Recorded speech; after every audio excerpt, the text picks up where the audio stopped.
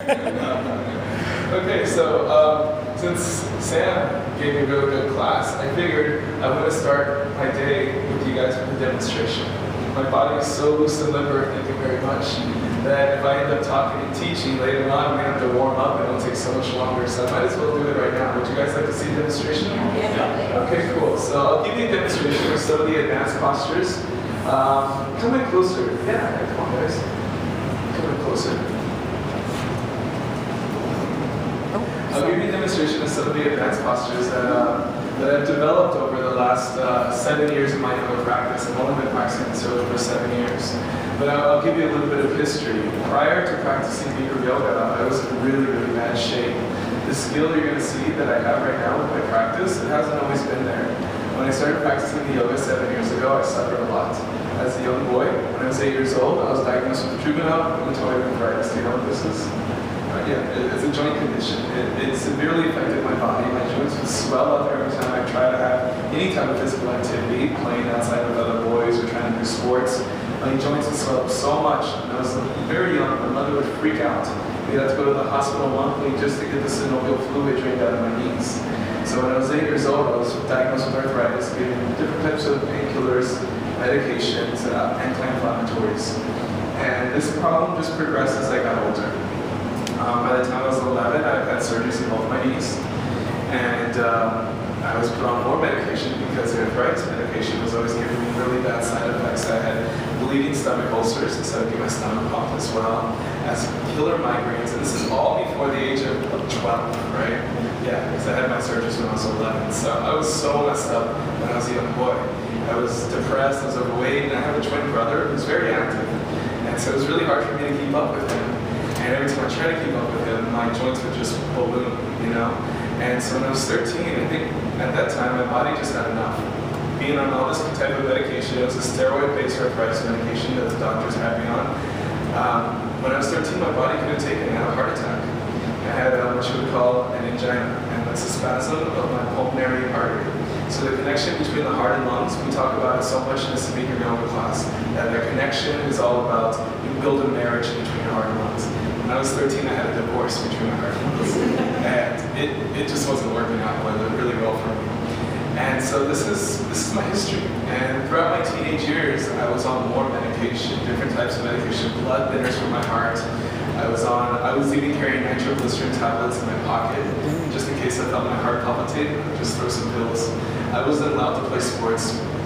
I wasn't allowed to even get really stressed out. And that was cool, because when I was a kid, with the teachers, it was always really nice. You know, they didn't push me too much. It was very easy. With not being pushed and not being allowed to play sports or even participate in physical education or gymnastics or anything like this, I got overweight. When I was 15, I weighed 23 kilos more than I do now. It's about 55 pounds. And I was really depressed, because at that age, especially coming from the States, I come from Texas, and Texas is a big American football state, you know? And if you're a young man that doesn't play, you're like a loser. So I was always so depressed, because my brother was the best, of course. He was my twin brother, and he was playing the whole game, and the coach wouldn't take him out because he was so good. And I would just sit there on the side, mostly on crutches because of my knees, or because of the operations I had in my knees, and overweight, and just really not so happy. And so I found this yoga not too long ago. I'm 27, and I found this yoga like when I was 19. And when I was 18, 19 years old, at this point in my life, I was looking for something to change my life. I was living on my own, I was going to school, I was in college, I was working, I was supporting myself, but I didn't feel happy about myself. So just like any young man, I figured if I make my body look good, then maybe I'll feel good, maybe I'll get a girlfriend or something. So I tried different types of workouts, and then I said, you know what, whatever the doctors say, I don't really care, I'm still on all the medication, but I tried things like weightlifting. And never having put a high impact on my joints because of the arthritis, my joints would just swell up. So the first session, I was out for 2 weeks because of that. And I tried running, and never doing cardio because of my heart, because all the time I don't do anything, your heart is so weak, you might die again. I tried running, and after 5 minutes, I felt like I was going to have a heart attack. And then one day, luckily, I found Bikram Yoga. And I was 19 years old when I found Bikram Yoga. It was May of 2005. Yeah, my anniversary was a few days ago at this yoga. And when I found this yoga, I was so happy. I found it because, like any young 19-year-old man, I was chasing a girl. So she brought me to Bikram Yoga, and if I would have known what Bikram Yoga was all about, the heat and the intensity of it, I would have realized she was trying to get rid of me, but I was pretty naive about the whole thing. So I went to my first Bikram Yoga class just because, this beautiful young lady invited me. And I went to the sporting goods store, and I prepared by buying sweatpants and a t-shirt, You see some guys walk in like this with sweatpants and t-shirts in their first class, and you're like, oh my God, you're gonna die. And I was in the back row. I was so ashamed to take my shirt off. I would never take my shirt off. I would never even imagine wearing short shorts. And so I did my yoga, and I kind of blacked out that memory because it was very painful. It was painful at the most. So, but I found that afterwards I felt good because I went on a date. So it was nice for me. And that's really, I'll tell you the truth, I'm not going to lie to you guys. I want you to think of some kind of spiritual holy yogi from the Himalayas. That was the only reason I started yoga. For the first 2 weeks, that's why I started Bikram Yoga, because I was chasing a young lady. But after like my 3rd week, I realized, okay, that's not going to work. They're young, I'm stupid, whatever. But the yoga was working for me. I was able to go to bed without pain. I was able to wake up without stiffness. I was able to look at myself in the mirror because this was the first time coming into this room that I actually looked at myself for 90 minutes. I was always so ashamed of my body and my look, and because I would compare myself to my brother who was always so much bigger and stronger than me. And so I started to feel so much better, and I knew this yoga was something I was going to do for the rest of my life. And about 3 months into the yoga practice, there's a gentleman, his name is Jason Lynn, who's one of our most senior teachers, he's passed away now. He came in to my studio in Dallas, Texas, and gave a seminar, like a really long master class I'm going to do for you guys today. And when he came in, I was just so inspired. I was in the back row, I was 3 months into my practice, I was barely wearing shorts, starting to take off my shirt. I was still like really scared. The teacher was like, just take your shirt off, Jason. But I remember watching him and thinking, wow, this is so cool, because in the States, yoga is mostly dominated by women. And to see a male doing yoga and to do it so nicely and so strong and so amazing.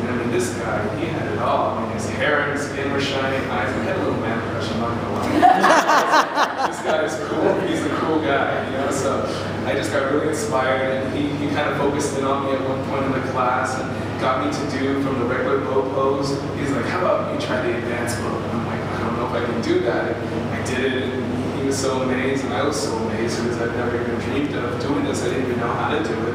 And he told me, he said, oh, you were a yogi in your last life. And I don't know if he was joking, he just said, but it stuck with me, and I was so inspired. I was like, wow, that guy actually said that to me, so I'm going to keep this up. And 6 months into my first year of practice, we had a yoga competition. And you guys had one here, right? Like in March? Yeah. The UK championships. Anyways, we had our Texas regional championships, and I thought the idea of the yoga competition was stupid because I read Yoga Journal, and their ideas of yoga say that's not true. So it's like, whatever, I don't know what this is about. But as you know, you come to this yoga and you start to meet a lot of cool people that are like-minded, that are willing to fix themselves and fix their bodies and minds and to work on that, to make new friends. And so I made all these new friends, and they were going to the competition. And they were all like around my age, early to mid-20s, 30s, And I was like, this is so cool, I want to hang out with you guys. I'll sign up for the competition, I don't care, And I just figured it would be a nice weekend away from Dallas and Austin, Texas, another city where we can go and party and have a good time afterwards. And at that time, that's all I kind of cared about, was just having fun. And I even booked the car from the hotel. It was in 2 days before when we're in the hotel room. I'm like, so what are the postures? I don't even know what the postures are. And so they're like standing Encinia, standing bow, rather stretching, 2 options. I said, okay, so we figured it out in the hotel room. And the girls went out and bought me some short shorts because I was planning on wearing my basketball shorts. I can't wear that. So I go up on stage and I do standing Encinia for the first time in front of people. Sweat is just dripping out of my armpits. Like that nervous sweat, stinky, whatever. So I was freaking out, and I tried to touch my head to my knee. And as soon as I started to bring my head down, I just freaked. I said, no, I'm just gonna hold it here. Just hold it. So I didn't even touch my head to my knee the first time in competition. And standing bow, it wasn't really standing bow. And then I had some other postures. I'll send you this book. I have a poster of these. Oh, right, I've seen that. Like the one in Ireland? Yeah, I've seen that. Yeah, that'd be great. My truth. I'm telling you the truth. It shows my progression every 2 years of the competition, how the competition has helped me. And I think I did crow posture, you know that posture, and I fell flat on my face. It was like on a hollow stage, and it was so loud, and everything. It was like just a big, ooh. And I got up, I smiled, I said, screw it, we're gonna go party tonight anyways. So they call up the guys numerically, and there's only 10 men competing that year in Texas. This was in 2005. Now there's like 30, 40 men competing. It's really cool, the sport's evolved. And so they brought all the winners out numerically, and out of the medals, the 10, I was number 10. And I stood up there, and I think some of you maybe would expect me to feel really bad about yourself, but I didn't. I felt really proud of myself because I realized, looking down the row of the other participants, the other guys, that I'm an athlete. For the first time in I was 20 at the time, so the first time in 20 years, I felt I had physical ability and that I worked for something and that I could do something. And it gave me so much more belief in myself. And I was really happy about it. And I looked at the other guys that won and I sucked my stomach in and tried to So the next year I competed. And I've been competing every year until this last year I won. And in 2007, there's a gentleman, he teaches in London now. He's from Texas, his name is K. Hawk. I don't know, maybe some of you know him, some of the teachers know him. And he is from Texas, from Houston, and he won. He was always the winner because he was the best. And he won the U.S. championships, and then he won the World Championships in 2007. I thought, wow, if some Texan like that can do it, I can do it, And so he really helped facilitate my growth because he inspired me. And with the championships every year, I just saw a new goal. Like next year, I want to do a headstand. Then the following year, I want to do a forearm stand. And eventually it evolved until I want to do a handstand. It's just like these different postures were constantly evolving and evolving. And the competition is what really helped to facilitate my growth. And I realized that the competition, in the beginning, it was kind of, I didn't really like the idea because I thought yoga was so personal that the idea of competing with other people it's not yogic. But I realized that it's not competing with other people. It's not my mind versus yours or my body versus yours. It's an internal kind of competition. It's like my mind versus my own ego. And like the body is the stage that it happens on, and maybe my soul is the referee or something.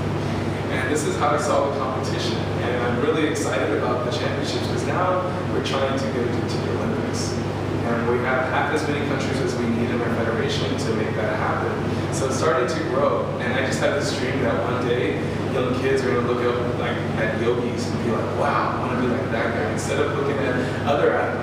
All athletics are great, but to tell you the truth, most major sports athletes are done by the time they're in their 40s and 50s because their bodies have been used so much and right. But this is what makes yoga different.